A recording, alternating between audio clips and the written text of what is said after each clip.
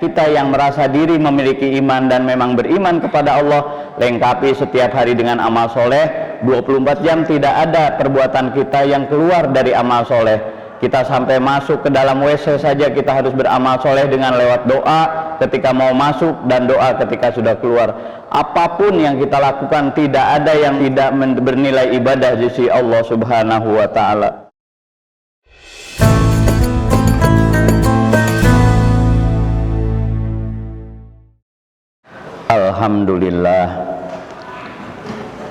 Alhamdulillahillazi anzala sakinata fi qulubil mu'minin liyazdadu imanan ma'a imanihim. Asyhadu an la ilaha illallah wahdahu la syarikalah wa asyhadu anna Muhammadan abduhu wa rasuluhu la nabiyya wa la rasula ba'dah. Allahumma fasholli wa sallim wa barik ala sayyidina Muhammadin wa ala alihi wa sahbihi ajmain. Amma ba'du fa ya ayyuhal hadirun ittaqullaha haqqa tuqatih wa la tamutunna illa wa antum muslimun.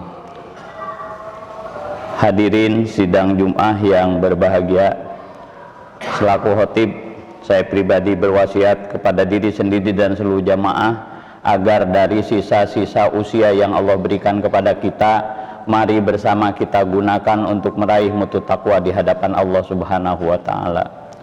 Karena dengan meraih mutu taqwa kita akan diberikan kebahagiaan, ketenangan dan ketenangan hidup di dunia dan kebahagiaan di negeri akhirat nanti di surganya Allah Subhanahu wa Ta'ala. Hadirin yang berbahagia, di dalam kehidupan sehari-hari kita dianjurkan oleh Allah, khususnya lewat firman-firman Allah di dalam Al-Quran, agar kita mampu menyampaikan keimanan dan mengakui imanan kita kepada Allah, tapi harus diiringi dengan amal soleh. Tidak cukup dengan pengakuan saja kita beriman kepada Allah, tetapi harus dilengkapi dengan amal soleh dalam kehidupan kita sehari-hari. Begitupun ketika kita beramal soleh harus dilengkapi dengan iman, karena amal soleh tanpa iman tidak ada guna sama sekali di sisi Allah Subhanahu wa Ta'ala.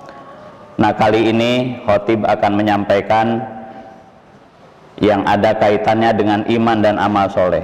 Sebab kalaupun kita mengakui beriman kepada Allah tanpa amal soleh dan tanpa ada bukti dalam keseharian hidup melalui keislaman kita, maka Allah mengakui tidak ada iman sama sekali di sisi Allah Subhanahu wa Ta'ala. Sebagaimana Allah firmankan dalam surat Al-Hujurat ayat nomor ke-14, A'udzu billahi minasyaitonir rajim. Bismillahirrahmanirrahim. Qalatil a'rabu amanna qul lam tu'minu walakin qulu aslamna walamma yadkhulil imanu fi qulubikum. Orang-orang Arab Badui yang dari gunung berkata kepada Nabi, kami telah beriman. Katakanlah Muhammad kepada mereka, kamu belum beriman, tetapi katakanlah kami telah tunduk atau Islam, karena iman belum masuk ke dalam hatimu. Jadi iman itu berbentuk bukan dalam ucapan, tetapi ada di dalam hati kita, kemudian direalisasikan dalam keislaman kita. Kita bisa saum karena kita punya iman, kita bisa melaksanakan sholat Jumat karena punya iman sebagai bukti iman kita kepada Allah Subhanahu wa Ta'ala. Maka bukan hanya pengucapan saja, iblis sendiri juga mengakui adanya Allah. Iblis sendiri di dalam Al-Quran mengakui bahwa dia inni akhafullaha rabbal alamin, aku takut kepada Allah semesta alam.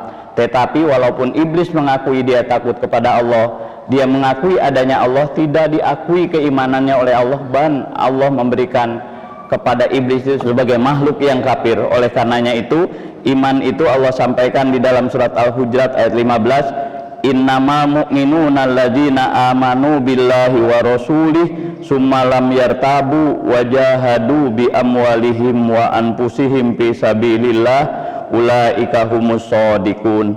Sesungguhnya orang yang mukmin yang sebenarnya adalah mereka yang beriman kepada Allah dan Rasulnya, kemudian mereka tidak ragu-ragu dan mereka berjihad dengan harta dan jiwanya di jalan Allah, mereka itulah orang-orang yang benar imannya. Jadi keimanan itu ada bukti dalam perjuangan kita, ada bukti dalam amaliyah kita, dan ini yang Allah firmankan di dalam berbagai ayat Quran.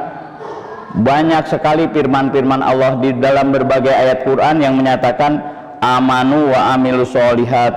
Begitu salah satunya adalah di surat Al-Kahfi ayat 107 Allah menyampaikan a'udzu billahi minasyaitonir rajim bismillahirrahmanirrahim innal ladzina amanu wa amilus solihati kanat lahum jannatul firdausi nuzula. Sesungguhnya orang yang beriman dan mengerjakan kebaikan untuk mereka disediakan surga Firdaus sebagai tempat tinggalnya.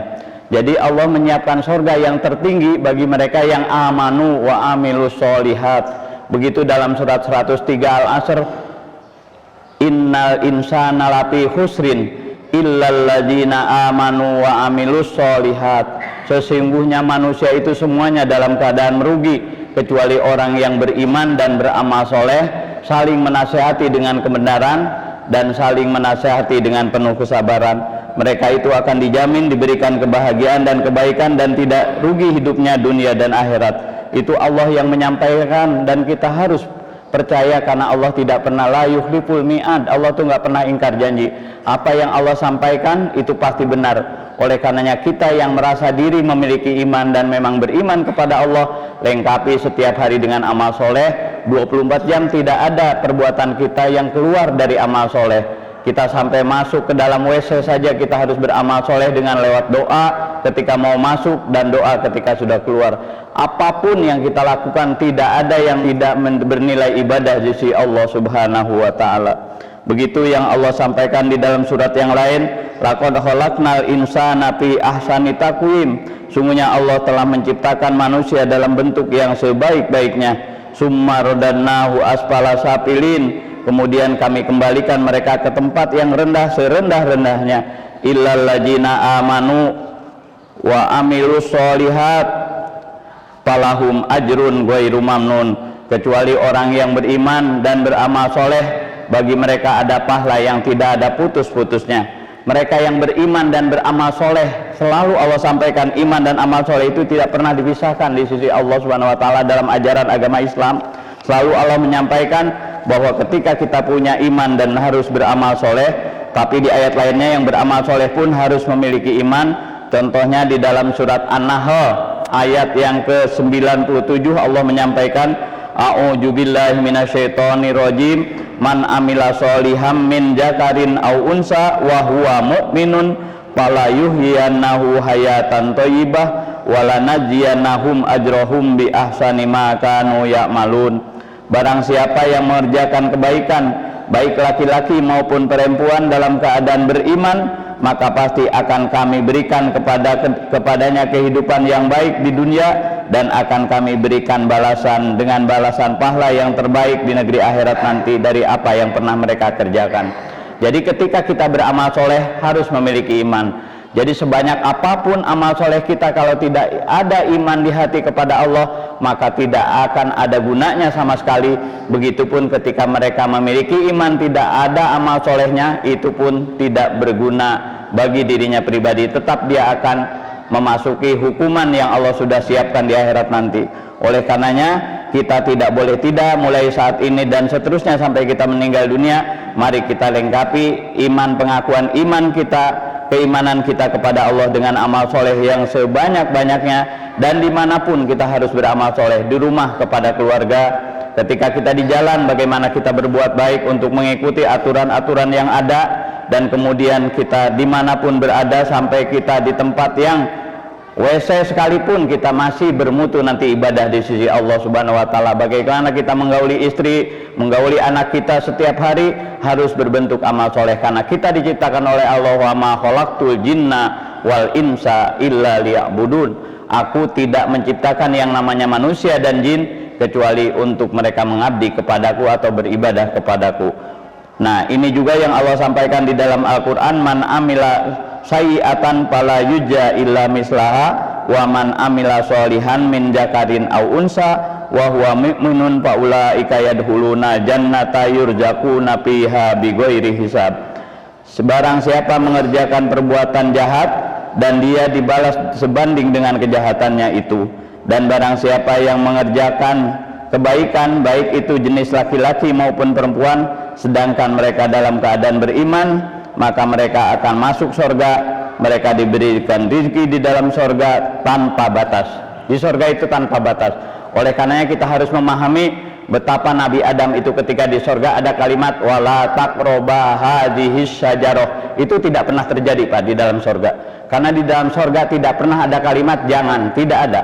Siapapun yang masuk surga silahkan masuk surga.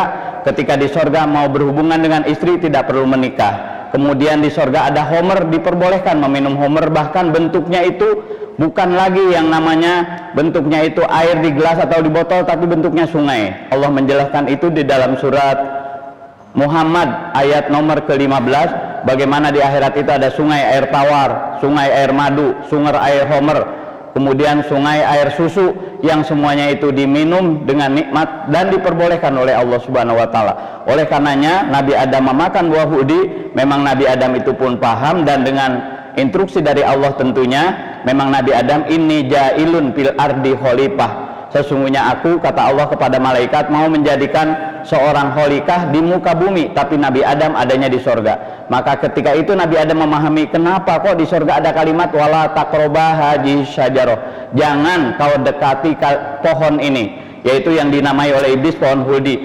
Itu di sorga tidak pernah ada kalimat jangan dan tidak boleh. Sorga itu semuanya boleh. Walaupun kita belum masuk ke dalam sorga, kita pahami dari fungsi-fungsi Al-Quran yang ada, dari hadis sahih yang ada di Bukhari Muslim dimanapun, di sorga tidak pernah ada kalimat jangan, karena di sorga itu merupakan kebahagiaan yang tanpa batas, sehingga Allah menyampaikan yurjaku nabi ghairi hisab, mereka diberikan rezeki di sorga tanpa batas, dan mereka tidak akan dijolimi sedikit pun di dalam sorga. Oleh karenanya kita makhluk yang ada di dunia ini agar bisa masuk ke dalam surga, mari kita bertakwa kepada Allah, karena diberikan jaminan oleh Allah, orang yang bertakwa itu akan dimasukkan ke surganya Allah Subhanahu wa taala. Mereka di surga memiliki puluhan istri, bukan hanya satu, dan mereka tidak ada yang menikah di surga itu. Semuanya mereka gauli, diberikan oleh Allah dengan begitu baiknya, dan kemudian makanan tidak pernah ada makanan di dunia itu tidak ada di surga. Seluruhnya ada, yang kita mau dipersilahkan, dan haitsutum, sesuka kita memakannya. Mau makan terus-terusan kita tidak akan kekenyangan, tidak makan pun kita tidak akan kelaparan. Itulah surga. Makanya idaman kita ingin masuk ke dalam surga, dipersilahkan dengan karunia yang Allah berikan nanti, dengan syarat Allah bilang bahwa surga itu hanya diperuntukkan bagi mereka yang bertakwa kepada Allah Subhanahu wa taala. Makanya dari sisa usia yang ada yang Allah berikan sekarang, marilah kita berusaha untuk bertakwa kepada Allah. Soal dosa yang pernah kita lakukan kepada Allah, kita tidak usah sulit, karena dosa sebesar apapun Allah akan berikan ampunan. Dosa musyrik, dosa zina, kemudian dosa membunuh, Allah sampaikan dalam surat Al-Furqan, yubaddilullahu sayyi'atihim hasanat, Allah tukar kesalahan mereka dengan kebaikan. Innallaha ghafurur rahim, sungguhnya Allah Maha Pengampun, Allah itu Maha Penyayang.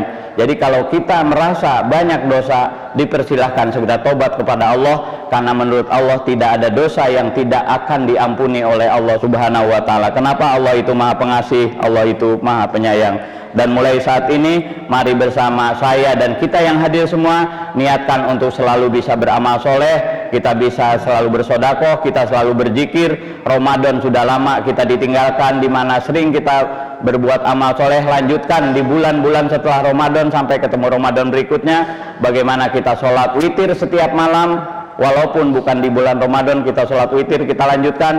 Bagaimana sodakoh di bulan Ramadan untuk takjil setiap sore, kita lanjutkan sodakoh itu di hari-hari berikutnya. Dan begitu juga kita rajin membaca Al-Quran di bulan Ramadan, mari kita lanjutkan di bulan-bulan berikutnya sekarang ini, agar kondisi ketika kita dipanggil kepada Allah dalam kondisi husnul khotimah, di mana dosa-dosa kita sudah diampuni dan ibadah kita diterima oleh Allah Subhanahu wa taala. Barakallahu li wa lakum bil Qur'anil azim, wa nafa'ani wa iyyakum bima fihi minal ayati wa dzikril hakim, wa taqabbala minni wa minkum tilawatahu innahu huwas samiul alim.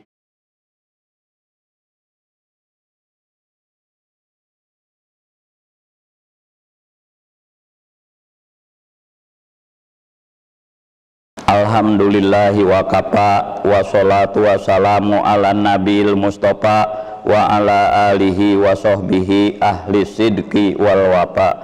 Asyhadu an la ilaha illallah wahdahu la syarikalah wa asyhadu anna Muhammadan abduhu wa rasuluh. Allahumma fasholli wa sallim ala sayyidina Muhammadin wa ala alihi wa sahbihi ajmain wa sallama tasliman katsira. Fa ya ibadallah ittaqullaha fi ala taat wa huduril jumu'ati wal jamaat. Qala Allahu ta'ala innallaha wa malaikatahu yusholluna 'alan nabi ya ayyuhalladzina amanu shollu 'alaihi wa sallimu taslima. Allahumma sholli wa sallim ala sayyidina Muhammadin wa ala alihi wa sahbihi ajmain wa alaina mahum bi rahmatika ya arhamar rahimin.